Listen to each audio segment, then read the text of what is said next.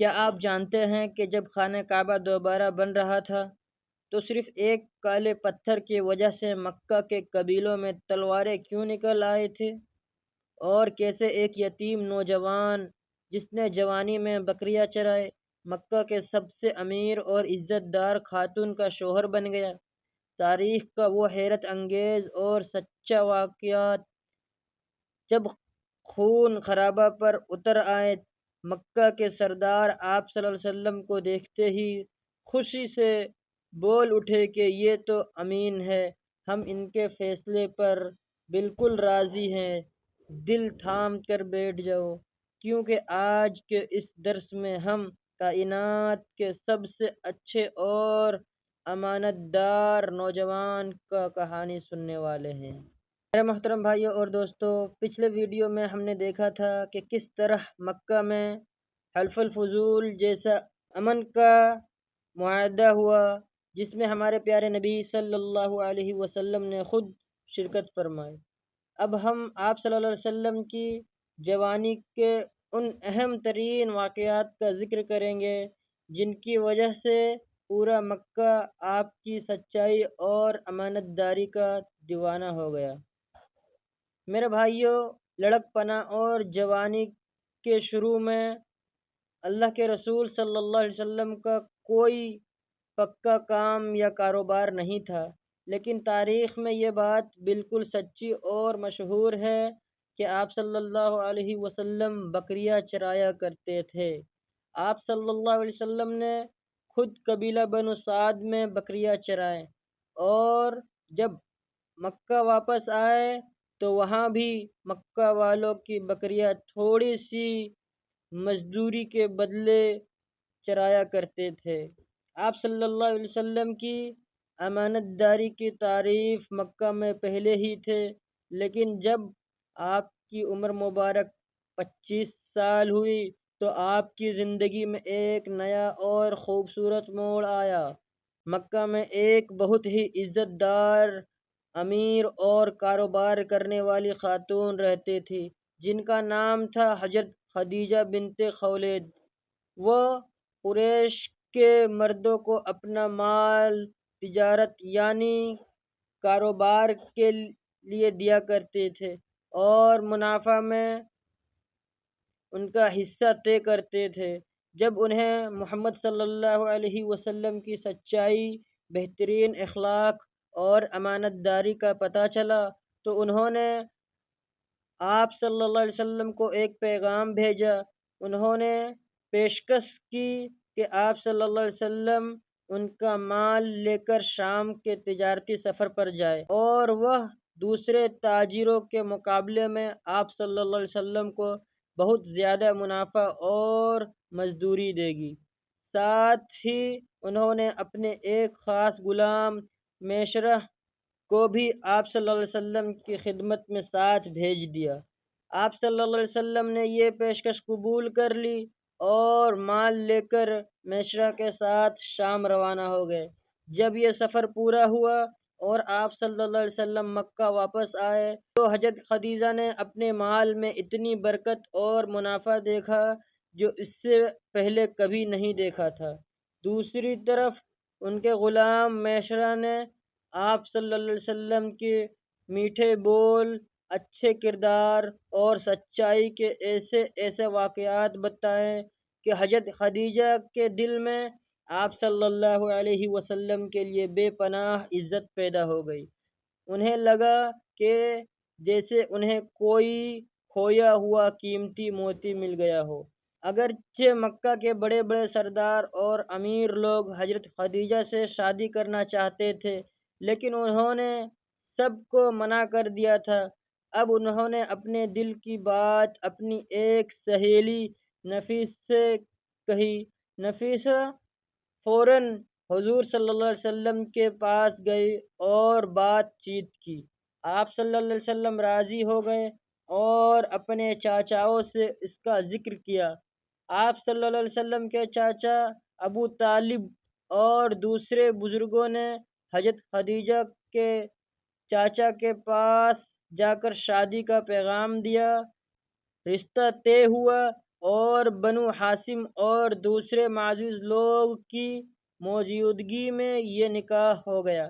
آپ صلی اللہ علیہ وسلم نے مہر میں 20 اونٹ دیے اور اس وقت حضور صلی اللہ علیہ وسلم کی عمر 25 سال اور حضرت خدیجہ کی عمر 40 سال تھی۔ حضرت خدیجہ حضور صلی اللہ علیہ وسلم کی پہلی بیوی تھی اور ان کی زندگی میں آپ صلی اللہ علیہ وسلم نے دوسری شادی نہیں کی۔ حضرت خدیجہ سے اللہ تعالیٰ نے حضور صلی اللہ علیہ وسلم کو اولاد عطا فرمائی۔ سب سے پہلے بیٹے قاسم پیدا ہوئے، جن کے نام پر آپ صلی اللہ علیہ وسلم کی کنیت ابو القاسم پڑی۔ ان کے بعد بیٹیاں پیدا ہوئے جن کا نام زینب، رقیہ، ام کلثوم اور فاطمہ ہے۔ ان کے بعد ایک اور بیٹے پیدا ہوئے جن کا نام عبداللہ تھا اور ان کا لقب طیب اور طاہر تھا۔ حضور صلی اللہ علیہ وسلم کے دونوں بیٹے بچپن ہی میں انتقال ہو گئے تھے، البتہ بیٹیوں نے اسلام کا زمانہ پایا اور وہ مسلمان ہوئے اور انہوں نے مکہ سے مدینہ ہجرت بھی کی، لیکن سب سے چھوٹی بیٹی حضرت فاطمہ رضی اللہ تعالی عنہا کے سوا باقی تمام بیٹیاں حضور صلی اللہ علیہ وسلم کی زندگی ہی میں دنیا سے رخصت ہو گئی۔ حضرت فاطمہ حضور صلی اللہ علیہ وسلم کی وفات کے 6 ماہ بعد دنیا سے رخصت ہوئے۔ جب آپ صلی اللہ علیہ وسلم کی عمر مبارک 35 سال ہوئے تو مکہ میں قریش نے کعبہ کو دوبارہ بنانے کا فیصلہ کیا۔ کعبہ پہلے صرف پتھروں کی اونچی دیواروں کے شکل میں تھا، اس پر چھت نہیں تھے اور اس کی اونچائی صرف 9 ہاتھ تھے، جس کی وجہ سے چور اس کا مال چرا لیتے تھے۔ بہت پرانا ہونے کی وجہ سے کعبہ کی دیواریں کمزور ہو چکی تھی اور اچانک مکہ میں ایک زبردست سیلاب آیا جس کا پانی کعبہ میں گھس گیا اور دیواریں گرنے کے قریب ہو گئے۔ قریش مجبور ہو گئے کہ کعبہ کو نئے سرے سے بنائیں۔ اس کام کے لیے قریش نے ایک بہت ہی زبردست فیصلہ کیا۔ انہوں نے آپس میں طے کیا کہ کعبہ بنانے میں صرف اور صرف حلال کمائی کا پیسہ استعمال کیا جائے گا۔ اس میں سود کا پیسہ، برے کاموں کی کمائی یا کسی سے ظلم سے چھینا ہوا مال بالکل نہیں لگایا جائے گا۔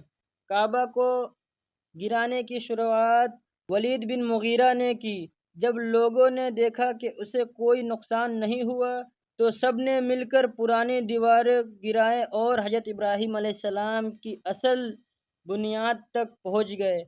اب قریش کے الگ الگ قبیلوں نے کعبہ کے الگ الگ حصے بانٹ لیے تاکہ ہر قبیلے اس نیک کام میں حصہ لے سکے۔ جب دیواریں بنتے بعد حجر اسود مقدس کالی پتھر کو اس کی جگہ پر رکھنے تک پہنچی تو قبیلوں کے درمیان شدید جھگڑا شروع ہو گیا۔ ہر قبیلہ چاہتا تھا کہ یہ عزت صرف اسے ملے۔ بات اتنی بڑھ گئی کہ تلواریں نکل آئے اور لگا کہ مکہ میں بہت بڑا خون خرابہ ہو جائے گا۔ 4-5 دن تک جھگڑا چلتا رہا۔ آخر کار قریش کے ایک بوڑھے سردار ابو امیہ مخزومی نے ایک بہترین حل پیش کیا۔ اس نے کہا کہ کل صبح جو شخص مسجد حرام کے دروازے سے سب سے پہلے اندر آئے گا وہی ہمارا اس جھگڑے کا فیصلہ کرے گا۔ سب نے یہ بات مان لی۔ اگلی صبح جب سب کی نظر دروازے پر تھی تو کیا دیکھتے ہیں کہ سب سے پہلے اندر آنے والا ہستی کوئی اور نہیں بلکہ ہمارے پیارے محمد صلی اللہ علیہ وسلم تھے۔ آپ صلی اللہ علیہ وسلم کو دیکھتے ہی پورا مکہ خوشی سے چلا اٹھا، یہ امین ہے، ہم ان کے فیصلے پر راضی ہیں، یہ محمد ہے۔ جب آپ صلی اللہ علیہ وسلم کو پورے معاملے کا پتہ چلا تو آپ صلی اللہ علیہ وسلم نے اپنے سمجھداری سے ایسا فیصلہ کیا جس نے مکہ کو تباہی سے بچا لیا۔ آپ صلی اللہ علیہ وسلم نے ایک بڑی چادر منگوائی، حجر اسود کو اپنے مبارک ہاتھوں سے اٹھا کر چادر کے بیچ میں رکھ دیا۔ آپ صلی اللہ علیہ وسلم نے تمام قبیلوں کے سرداروں سے فرمایا کہ تم سب مل کر اس چادر کے کونوں کو پکڑو اور اسے اوپر اٹھاؤ۔ جب سرداروں نے چادر کو اوپر اٹھایا اور وہ پتھر اپنی جگہ تک پہنچ گیا تو آپ صلی اللہ علیہ وسلم نے خود اپنے مبارک ہاتھوں سے اس مقدس پتھر کو اٹھایا اور اس کی جگہ پر فٹ کر دیا۔ اسی طرح ایک بہت بڑا جھگڑا اور جنگ ہمیشہ کے لیے ٹل گئے اور سب خوش ہو گئے۔ میرے محترم بھائیوں، نبوت ملنے سے پہلے بھی آپ صلی اللہ علیہ وسلم کے اندر تمام اچھائیاں اور بہترین اخلاق موجود تھے۔ آپ صلی اللہ علیہ وسلم کی سوچ اتنی پاکیزہ تھی کہ آپ اس دور کی تمام برائیوں اور برے رسموں سے ہمیشہ دور رہے۔ آپ صلی اللہ علیہ وسلم نے برے معاشرے میں رہتے ہوئے بھی کبھی شراب کو منہ نہیں لگایا، کبھی بتوں کے نام پر کاٹا گیا گوشت نہیں کھایا اور بتوں کے تہواروں اور میلوں میں کبھی شرکت نہیں ہوئے۔ شروع سے ہی آپ صلی اللہ علیہ وسلم کو ان جھوٹے خداؤں سے اتنی نفرت تھی کہ آپ کے سامنے کوئی لات اور عزیٰ کی قسم بھی کھاتا تو آپ کو بالکل اچھا نہیں لگتا تھا۔ اللہ تعالیٰ نے خود آپ صلی اللہ علیہ وسلم کی حفاظت فرمائی تھی۔ ایک بار جوانی کے دور میں آپ صلی اللہ علیہ وسلم نے سوچا کہ مکہ کے دوسرے جوانوں کی طرح رات کو کسی کاہنوں کی محفل میں جائیں، لیکن جیسے ہی آپ مکہ کے ایک گھر کے پاس پہنچے جہاں شادی کا جشن ہو رہا تھا اور باجے بج رہے تھے، اللہ نے وہیں آپ پر گہری نیند ڈال دی اور آپ کی آنکھ اگلی صبح سورج کے گرمی سے کھلی۔ دوسری بار بھی ایسا ہی ہوا اور اس کے بعد آپ صلی اللہ علیہ وسلم نے کبھی کسی غلط کام کا ارادہ بھی نہیں کیا۔ صحیح بخاری کی حدیث ہے کہ جب کعبہ بن رہا تھا اور حضور صلی اللہ علیہ وسلم اپنے چاچا عباس کے ساتھ پتھر اٹھا رہے تھے تو چاچا عباس نے آپ صلی اللہ علیہ وسلم سے کہا کہ اپنا تہبند کپڑا کھول کر کاندھے پر رکھ لو تاکہ پتھر نہ چبھے۔ جیسے ہی آپ صلی اللہ علیہ وسلم نے ایسا کرنا چاہا، آپ کا پردہ چھپانے کے لیے غیبی مدد آئے، آپ بے ہوش ہو کر زمین پر گر گئے اور آپ کی نظر آسمان کی طرف اٹھ گئے۔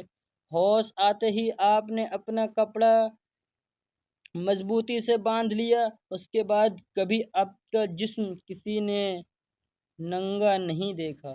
آپ صلی اللہ علیہ وسلم اپنے قوم میں سب سے زیادہ مرود والے، یعنی دوسروں کا خیال رکھنے والے اور ہمدرد تھے۔ آپ سب سے زیادہ خوش اخلاق، سب سے اچھے اور سب سے بڑے امانت دار تھے۔ جیسا کہ حضرت خدیجہ رضی اللہ تعالی عنہا نے گواہی دی تھی کہ آپ صلی اللہ علیہ وسلم غریبوں اور بے بسوں کا بوجھ اٹھاتے ہیں، مہمانوں کی بہترین مہمان نوازی کرتے ہیں اور حق کے راستے میں پریشان حلق لوگوں کی مدد فرماتے ہیں۔